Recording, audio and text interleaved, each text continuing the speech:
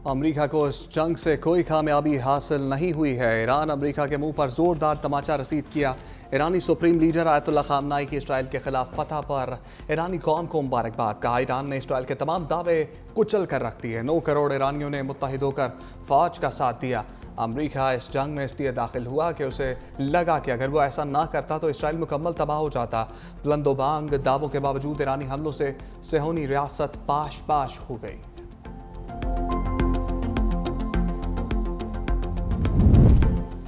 वज़ीर दिफा ख्वाजा आसिफ की इसराइल के ईरान पर गैर कानूनी और बिलाश्तियाल हमलों की शदीद मज़म्मत। बीजिंग में SCO वज़राए दिफा इजलास में वज़ीर दिफा ख्वाजा आसिफ की शिरकत।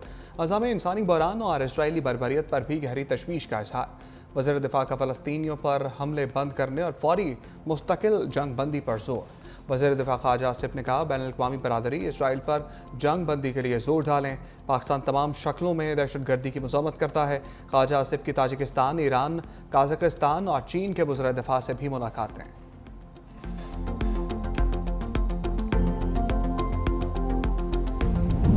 कौमी असम्बली में वफाकी बजट की शिकवार मंजूरी। अपोजिशन की कटौती की तमाम तरमीम मुस्तरद कर दी गई। कस्टम्स एक्ट में 14 तरमीम भी कसरत राय से मंजूर। वज़ीर आज़म का बैरिस्टर गौहर और असद कैसर से मुसाफहा। इजलास में वक्फा। वज़ीर आज़म की ज़ेर सदारत वफाकी काबीना का इजलास। कहा, बजट पर बहुत मेहनत की गई। बजट की हमायत पर सदर आसिफ अली जरदारी, बिलावल भुट्टो जरदारी का शुक्रिया अदा करता हूँ।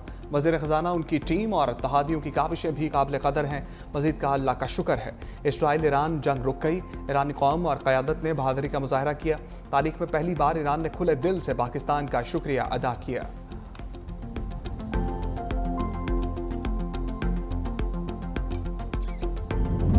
हुकूमत ने बजट में तनख्वाहदार तबके को रिलीफ दिया।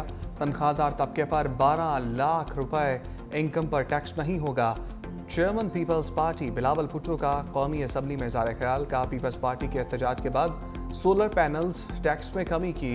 पीपल्स पार्टी के एतराज़ के बाद FPR के हवाले से हमारी तजावीज़ मानी गई।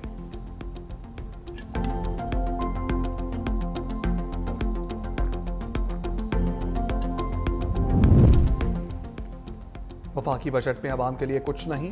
हुकूमत को गरीब लोगों की कोई फिक्र नहीं। PTI रहनुमा आतिफ खान की प्रेस कॉन्फ्रेंस। कहा, बिजली के बिलों से बचने के लिए अवाम सोलर इस्तेमाल करते हैं। हुकूमत ने इस पर भी टैक्स लगा दिया। असद कैसर बोले, जब तक फाटा में अमन नहीं आता तब तक टैक्स नहीं लगाया जाए। हमें अमन दें तो फिर हम टैक्स भी देंगे।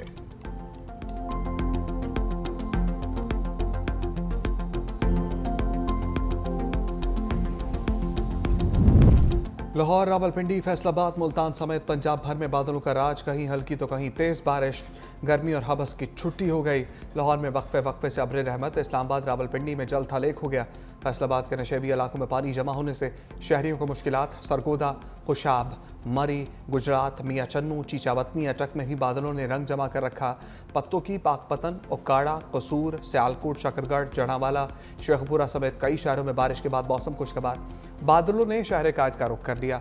महकमे मौसमियात ने आज से कराची में अब्र रहमत बरसने की नवीद सुना दी।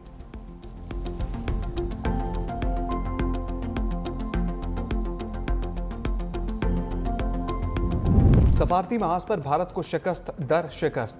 पहलगाम वाक़या पाकिस्तान से जोड़ने की एक और कोशिश नाकाम। भारतीय मुतालबे के बावजूद शंघाई ताउन तंजीम के अरकान का पहलगाम वाक़या एलामिया में शामिल करने से इनकार। भारतीय वफूद की तमाम तर कोशिशों के बावजूद रुकन ममालिक ने एलामिया तब्दील करने से इनकार कर दिया। बलूचिस्तान में बदअमनी फैलाने की भारतीय साजिशों का जिक्र एलामिया में मौजूद होने पर भारतीय वजीर राजनाथ सिंह तिलमिला उठे। हठजर्मी का मुजाहरा करते हुए एलामिया पर दस्तखत से इनकार कर दिया।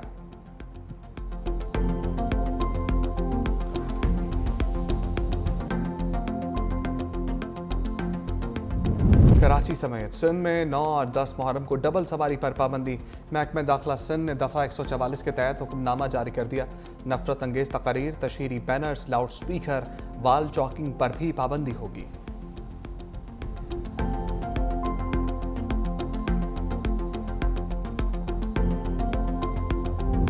पंजाब हुकूमत ने मुहर्रम हराम के दौरान ड्रोन उड़ाने पर पाबंदी लगा दी। वज़ीर इत्तलात पंजाब असमा बुखारी ने प्रेस कॉन्फ्रेंस में कहा, मुहर्रम हराम के दौरान ड्रोन उड़ाने की इजाज़त नहीं होगी। जो ड्रोन उड़ाएगा उसको गिरफ्तार किया जाएगा। सोशल मीडिया पर भी नफरत अंगेज पोस्ट करने की इजाज़त नहीं होगी। सेफ सिटी कैमरों के जरिए मुहर्रम हराम के जलूसों की निगरानी होगी। 35,000 से ज़ायद रज़ाकार भी ड्यूटी पर मौजूद होंगे। जलसे के रूट्स पर इजाफी कैमरों से भी निगरानी की जाएगी।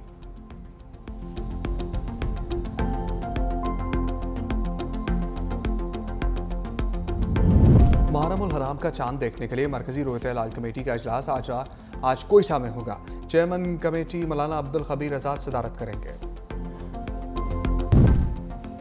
वज़ीर आला पंजाब मरीम नवाज का बारिश के दौरान लाहौर के मुख्तलिफ इलाकों का दौरा, कज़ाफ़ी स्टेडियम, ज़हूर इलाही रोड, जेल रोड और दीगर इलाकों का जायजा लिया। वज़ीर आला मरीम नवाज का बारिशी पानी के बरवक्त निकासी पर इज़हार इत्मीनान। कज़ाफ़ी स्टेडियम और इतराफ 8 माह के दौरान पानी की निकासी का पायदार सिस्टम देने पर हुक्काम को भी सराहा। मरीम नवाज ने मुख्तलिफ इलाकों में बारिश की सूरत हाल का जायजा लेते हुए पानी की निकासी का भी मुशाहदा किया।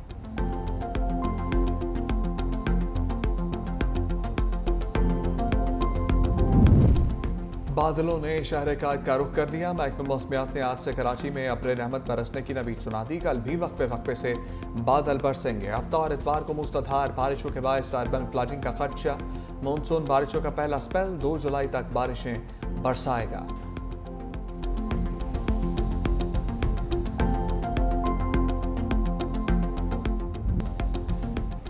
ईरान से मुज़ाकरात अगले हफ्ते होंगे। अमरीकी सदर ट्रंप का ऐलान, कहा कि बातचीत के बाद ईरान से मुआहदा भी हो सकता है। इसराइल और ईरान ने जंग लड़ ली है, दोबारा जंग का इम्कान नहीं है। जैसे हिरोशिमा और नागासाकी पर हमले से जंग रुकी, ऐसा ही ईरान पर हमले से हुआ है। हमने ईरान पर बहुत तेज़ी से हमला किया। जौहरी मवाद मुंतकिल करने का वक्त नहीं मिला।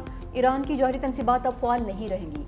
अगर ईरान तेल बेचना चाहता है तो बेचे। चीन अगर चाहे तो ईरान से तेल खरीद सकता है। नेटो समिट में गुफ्तगू के दौरान ईरानी मिसाइलों से इसराइल में तबाही और बर्बादी का एतराफ़ भी किया। कहा ईरान ने दोबारा न्यूक्लियर हथियार बनाने की कोशिश की तो फिर हमला करेंगे। अमरीकी सदर की फील्ड मार्शल आसिम मुनीर की एक बार फिर तारीफ का। मेरी मुलाकात पाकिस्तान के फील्ड मार्शल सैयद आसिम मुनीर से हुई। फील्ड मार्शल मेरे दफ्तर में तशरीफ़ लाए। वो मेरे बहुत अच्छे दोस्त, एक सच्चे और शरीफ आदमी हैं। मैंने तिजारत आगे बढ़ने की बात की तो फील्ड मार्शल का जवाब मुस्बत था। मज़ीद बोले, मेरे मौजूदा दौर में बड़ी कामयाबी पाक भारत जंग रुकवाना है। पाकिस्तान और भारत के पास जौहरी हथियार हैं। एटमी जंग हो सकती थी। मोदी से कहा, जंग जारी रखी तो आपसे तिजारत नहीं करेंगे। मेरी कोशिश है कि अपनी ज़िंदगी में अमन मुआहदे करूँ। ईरानी जौहरी तनसीबात की तबाही की तस्दीक हो गई। अमरीकी नेशनल इंटेलिजेंस की डायरेक्टर तुलसी गिबार्ड कहती हैं, नतंज, फर्दो और इस्फहान की जौहरी तनसीबात मुकम्मल तबाह हो चुकी हैं। ईरान को तीनों तनसीबात असर नौ तामीर करना होंगी, जिसमें कई साल लग सकते हैं। CIA के सरबराह जॉन रटक्लिफ की भी तस्दीक। कहा, अमरीकी हमलों से ईरान के न्यूक्लियर प्रोग्राम को शदीद नुकसान पहुंचा है। कई अहम तनसीबात तबाह हो चुकी हैं।